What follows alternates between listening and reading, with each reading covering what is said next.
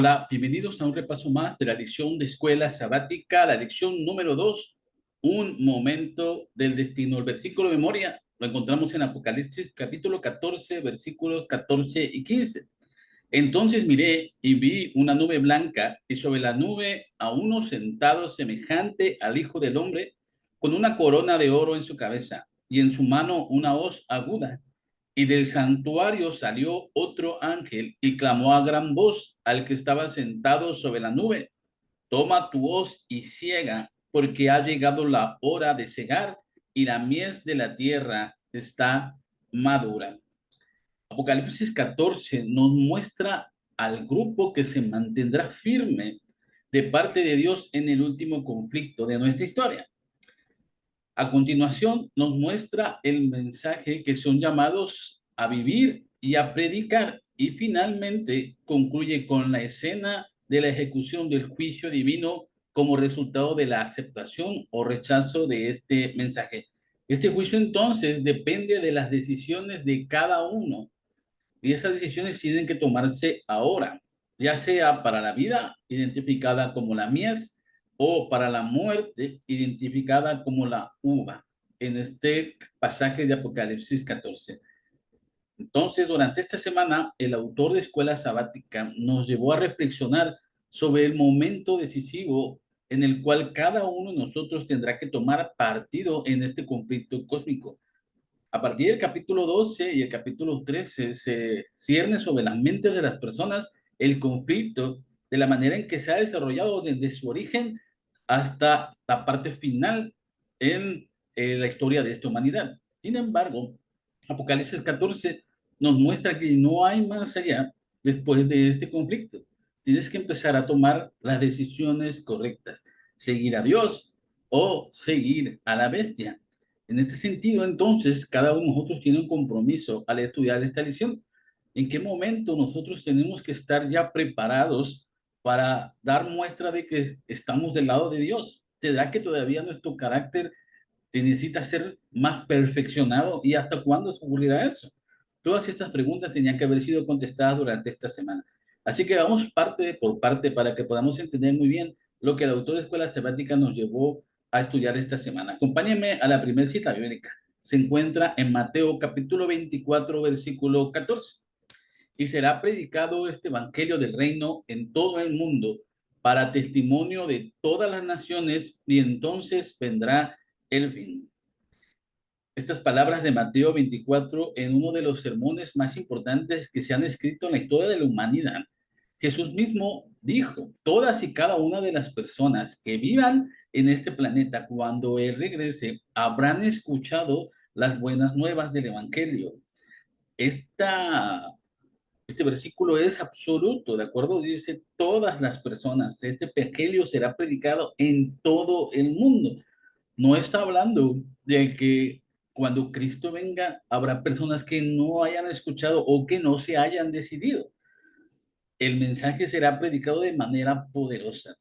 Quieras tú participar o no, el Señor tiene el plan ya bien establecido, y desde Mateo 24 nos anticipa que la humanidad será conmovida con este mensaje. Entonces, todas las personas habrán tenido que decidir entre aceptar las cómodas enseñanzas de la falsa salvación, es decir, de Babilonia, o adherirse al remanente fiel, ¿de acuerdo? Todas habrán tenido que decidir entre aceptar la marca del adversario simbolizado por la bestia o recibir el sello de Dios.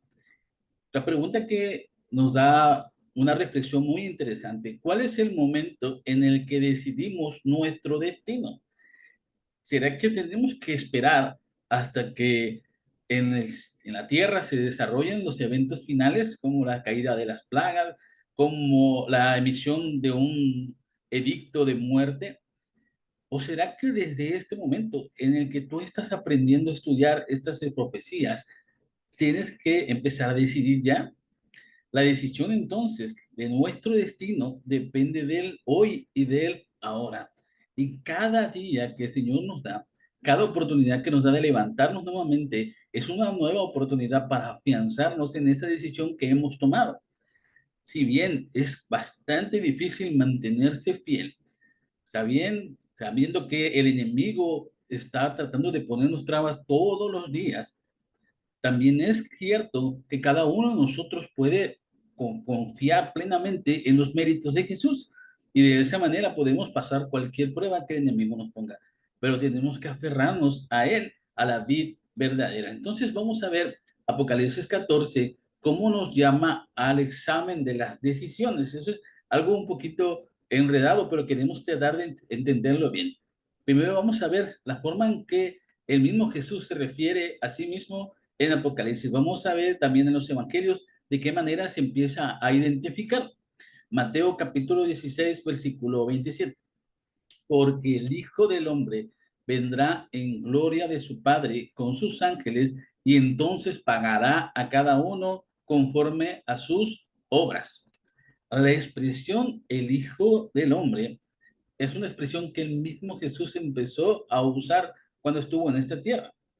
A través de esta expresión, Hijo del Hombre, Jesús realza su humanidad. Recordemos que Jesús es Dios, pero Él encarnó en el ser humano para identificarte con el sufrimiento y con el dolor del ser humano, ¿de acuerdo?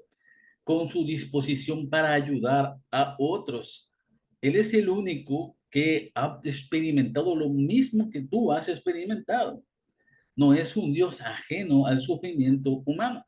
Es el único entonces que tiene los méritos para ofrecernos el perdón y la salvación. Si te pones a reflexionar un poco como hombre, Jesús caminó por esta tierra, sanó a los enfermos, fue tentado como nosotros, incluso más que nosotros también, porque Satanás sabía quién era Jesús y lo tentó de una manera más poderosa que cualquier ser humano. Pasó nuestras pruebas como si nosotros también hubiéramos pasado y podemos estar seguros entonces de que Él nos entiende y de que Él está capacitado para juzgar nuestras decisiones. Los pensamientos que a veces te embargan en tu debilidad humana, las dudas, los conflictos, Jesús también estuvo tentado a sentirlos. Así que te puedes identificar plenamente con ese hijo del hombre. Ese término es usado muchas veces en los evangelios, pero también en el libro de Apocalipsis.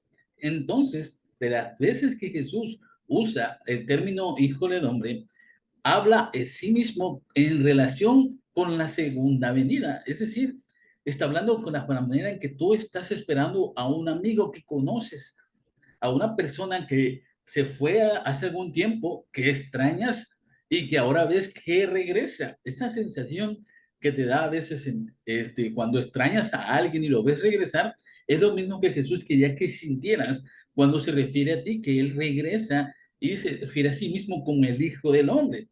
Cuando en la crisis final cada persona haya tomado su decisión, este mismo Jesús, este Hijo del Hombre, vendrá otra vez. Entonces tus dudas, tus debilidades ya no existirán más, porque te identificas plenamente con aquel con el que has empezado a conocer y a convivir. Qué importante entonces es tener una relación de dependencia y de intimidad con Jesús.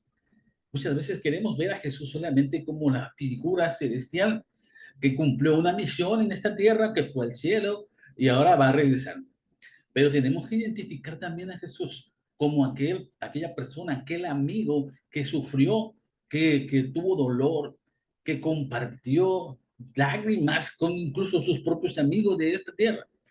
Si tú te puedas identificar con ese Jesús hombre, entonces te dará mucha seguridad y mucha esperanza de que Él puede juzgar tus debilidades también.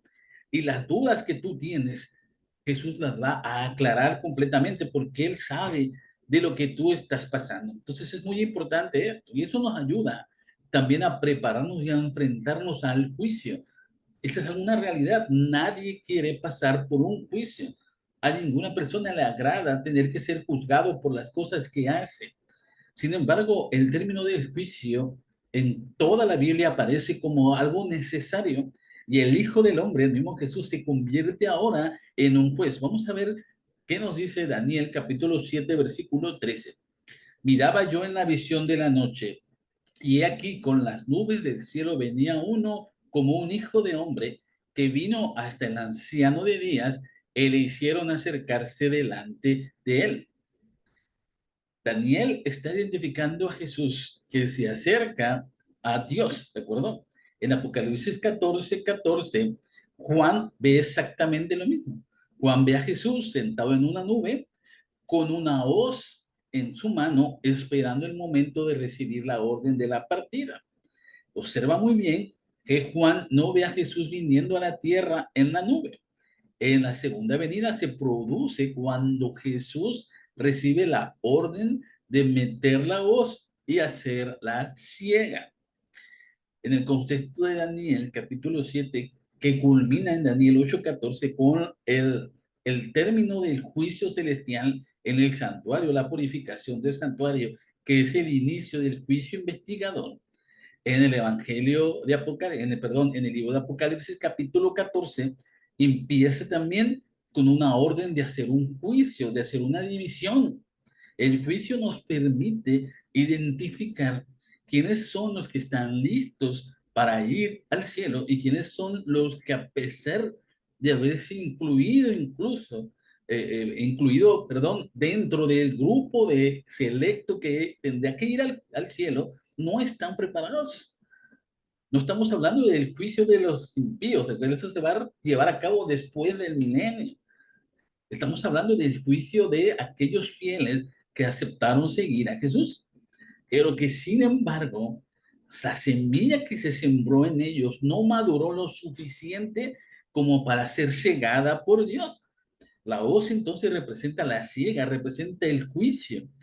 Apocalipsis 14:14 tiene un paralelo con Daniel 7:13. En ellos se describe entonces el juicio previo a la venida de Jesús.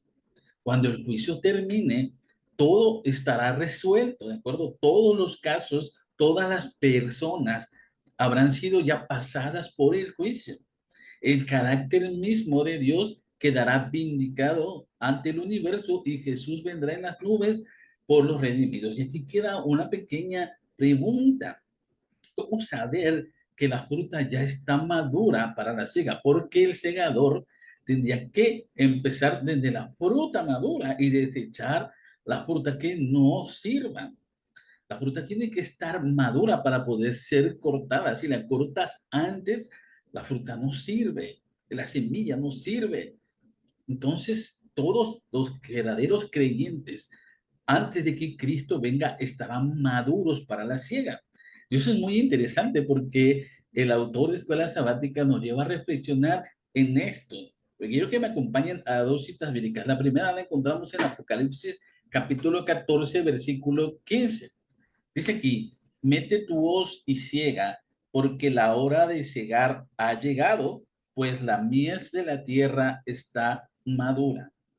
Antes de realizar la siega, Jesús ha cambiado su corona de espinas por una corona de oro, según Juan 19:5 y Apocalipsis 14:14. Esta corona no es una corona de rey, identificada con el término griego de diadema, sino de vencedor, que ahora que se traduce como Estéfanos.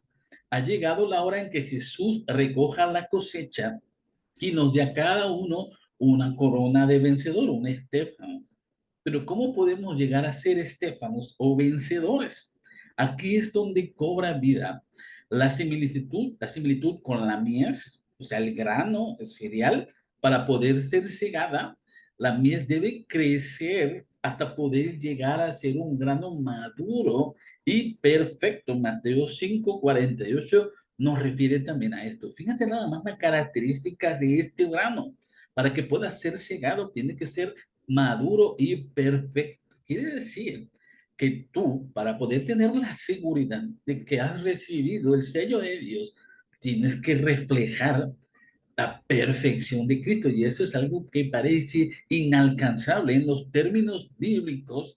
Necesitamos analizarlo muy bien, porque hacia la vista humana, en el carácter de que somos pecadores y que cada día estamos luchando contra nuestro carácter, ¿cómo podemos llegar un día a decir, ahora estoy perfecto? Eso tiene una explicación muy relevante y el autor de Escuela Sabática nos llevó a reflexionar. Nosotros debemos de crecer en santidad cada día. Debemos de ser transformados por gracia a la imagen de aquel que nos amó y venció por nosotros. Y eso, hermanos, se puede traducir en una sola palabra. Tenemos que estar sujetos, tenemos que ser sumisos a Jesús. Eso es algo que pareciera ser que no lo hemos llegado a practicar. Una persona que es sumisa a Jesús, que entrega su mente, su carácter, sus intenciones, sus alabanzas, su talento, su tiempo, su dinero, sus bienes, todo lo entrega a Jesús, se convierte en siervo, ¿de acuerdo? De su maestro. Y cuando una persona está completamente entregada a Jesús, ve a sus semejantes como dignos, ve a sus semejantes como también personas aptas para ir al cielo y los ayuda y se preocupa porque ellos también puedan romper las cadenas del pecado, puedan también acabar con esos hábitos que lo alejan de la perfección. Esa perfección se consigue solamente cuando estás sujeto completamente a Jesús. Y eso es algo que nosotros deberíamos estar realizando en estos momentos. Tú olvídate un poco de los eventos que están pasando a nivel mundial. Olvídate un poco de las tejemanejes que Satanás está haciendo en los gobiernos del mundo, de las leyes que se dicten, de los eventos catastróficos que suceden en la naturaleza. Deja un poco de lado todo eso. Concéntrate un poco y regresa a ti mismo. ¿Qué parte de tu vida y de tu carácter necesita todavía ser compuesta? ¿Eres todavía egoísta? ¿Eres envidioso? ¿Todavía te cuesta trabajo salir y compartir el evangelio? ¿Todavía tienes en tu carácter rasgos que te identifican que estás viviendo en pecado? ¿Te das cuenta cómo todas las decisiones que te lleguen que llevar a seguir a Jesús empiezan por ti mismo? Empiezan desde lo muy profundo de tu ser. Ese es el destino que tú tienes que empezar a fijar desde estos momentos. Si tú no estás preocupado por cambiar tu carácter, por ser semejante a Dios, a Cristo, entonces de nada te sirve conocer todas las profecías, porque el amor de Cristo no está en ti. Y eso es algo que el Señor va a demandar, porque los justos van a estar maduros, porque ellos van a ser perfectos ante los ojos de Dios, porque estarán sumisos y sujetos completamente a Jesús. Pero los injustos también habla de ellos. Vamos a ver lo que dice Apocalipsis capítulo 14, versículo 18. Mete tu hoz aguda y vendimia los racimos de la tierra, porque sus uvas están maduras. Si los justos, la miel, el trigo, han crecido en santidad cada día, los injustos, identificado ahora como los racimos de uva echada a perder, lo han hecho en impiedad. El rechazo continuado a hacer la voluntad de Dios produce impiedad y finalmente una conciencia encallecida que ya no es conmovida por nada, ni por el sacrificio de Cristo, ni por la intercesión de los ángeles, ni por la forma en que el Espíritu Santo te llama.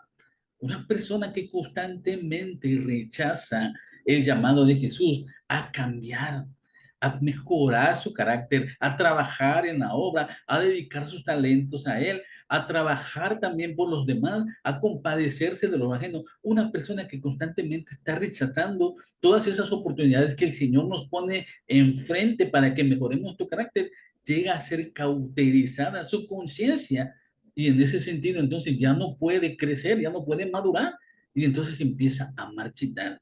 Y esa hoz también llega a cortarlos, porque a pesar de que fueron llamados en un principio y aceptaron el llamado, nunca crecieron, nunca maduraron a la perfección que Dios quería. Este es el estado de las personas que se encontrarán cuando termine el tiempo de gracia concedido por Dios. O han sido santificados o han rechazado completamente la gracia divina. No hay términos medios, no hay cristianos, no hay creyentes, no hay miembros de iglesia que puedan vivir de esa manera tibia toda la vida y pensar que van a ir al cielo. O puedes crecer y convertirte en un baluarte y una luz para tu iglesia, para tu comunidad, para tu familia, o te conviertes solamente en algo opaco, pero que a fin de cuentas se va a apagar. El contraste entonces es impresionante. y evidente para todo el universo. Recuerden que estamos en un conflicto cósmico universal y lo que está en tela de juicio es el carácter de Dios. Si Dios puede mejorar tu carácter de manera que te hace perfecto, entonces Dios tiene la razón. Pero si tú rechazas constantemente esa perfección de Dios, quiere decir que Dios no es culpable, que eres tú el que ha decidido seguir con el pecado y alejarte de él.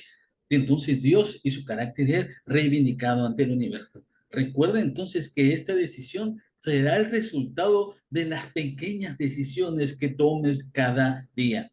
No pienses, hermano, que tiene que venir un problema, un conflicto grande para que tú digas, ahora sí voy a ser fiel, ahora sí voy a ser un gran baluarte en mi iglesia, ahora sí voy a ser alguien importante en mi iglesia para la predicación del evangelio. Te aseguro que cuando las cosas se empiezan a poner más difíciles, cuando las iglesias empiezan a sentir la presión del mundo, porque empezamos a hacer una luz que se distingue y que al enemigo y que a todo el mundo empieza a causarle euforia que no les gusta, entonces te aseguro que si tú no estás confirmado en la fe, tú te vas a salir de la iglesia. Y eso va a ser muy triste, porque te convertirás en esa uva que se va a marchitar y serás cortado también de Dios y del destino final que tiene para ti. Te dejo con este pensamiento de el diciembre 24 de 1889. La Biblia se abrirá de casa en casa y hombres y mujeres encontrarán acceso a estos lugares y se abrirán las mentes para recibir la palabra de Dios. Y cuando llegue la crisis, muchos estarán preparados para tomar decisiones correctas aún frente a las formidables dificultades que traerán los engaños milagrosos de Satanás. Habrá un ejército de creyentes leales que se mantendrán firmes como una roca en la última prueba. Hermanos y hermanas, el Señor quiere impartirnos mayor luz. Él desea que tengamos claras revelaciones de su gloria, que los ministros y el pueblo se fortalezcan en su fuerza. Solamente hay un destino y ese es la vida eterna. Lo demás no existirá porque este mundo será destruido completamente. ¿Qué es la decisión que tienes que tomar hoy? ¿De qué manera vas a poder alcanzar la perfección que Dios quiere para tu vida? ¿Cuánto tiempo más tienes que esperar para tomar esa decisión? ¿Estás seguro de tu salvación? Todas estas preguntas tienen que ser contestadas. Reflexiona en esto. Tienes todavía una oportunidad más, porque cada día es una oportunidad más que el Señor te da para que tomes la decisión correcta, que es seguirlo a Él. Te aseguro que al final el destino es mucho mejor y la corona que el Señor tiene preparado para ti jamás te será quitada. Que el Señor te bendiga, que puedas seguir reflexionando en su palabra y sobre todo que te prepares para ese encuentro glorioso con nuestro Salvador. Feliz sábado a cada uno de ustedes.